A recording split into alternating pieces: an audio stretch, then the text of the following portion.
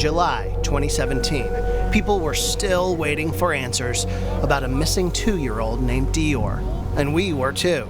We were there at the vigil next to Jessica and Grandpa, but Isaac and Vernal were nowhere to be seen, and the whole community was watching for clues. I can't believe it's been 2 years. Everyone wants to know what happened to that little boy.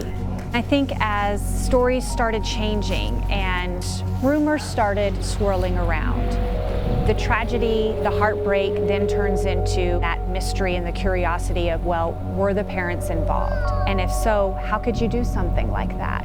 And then how could you claim that he wandered off? What's the address of your emergency?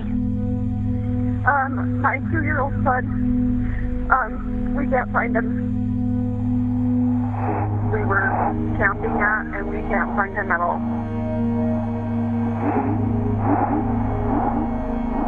I did not get an attorney because I'm a guilty man. I got an attorney because I'm tired of being accused of something I would never do. Feel a little bit bad about it. Wish it hadn't happened, but you better shut up before I get in trouble there.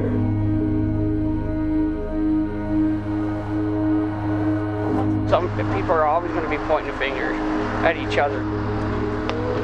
That's always going to probably be that way until this case is solved. Little man's gone. He's missing. We can't find him.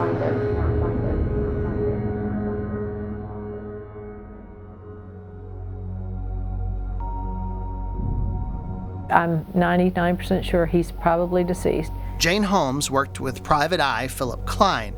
She's about to drop another theory that could change the entire story. Some people have speculated that something had happened to the child before they went on the trip to try and cover up the child's death, possibly, or an accident, or whatever may have happened. One reason behind her hunch is a lack of photos taken by DeOrr's mother. The investigators say that she always posted pictures of her son on Facebook, but not during that camping trip. Did you take any pictures, by the way, at all during the camping trip? No. Okay. Any particular reason?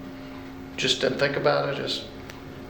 Just when I'm camping, I don't really, I didn't have service. I kind of wanted to relax and enjoy being camping. Okay.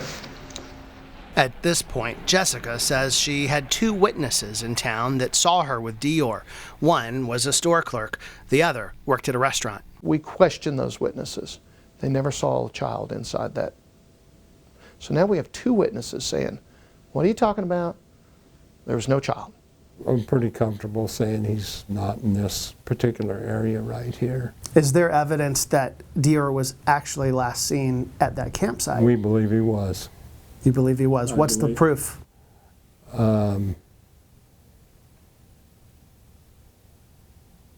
It's just the various timelines, the testimony that we've collected. Testimony, but there's no physical proof, no photos? Correct. So it's the official belief of the Sheriff's Department that he was up there? Yes. Are you investigating any chances that maybe he wasn't? Yes. 2 years after DeOrr's disappearance, his family went back out searching.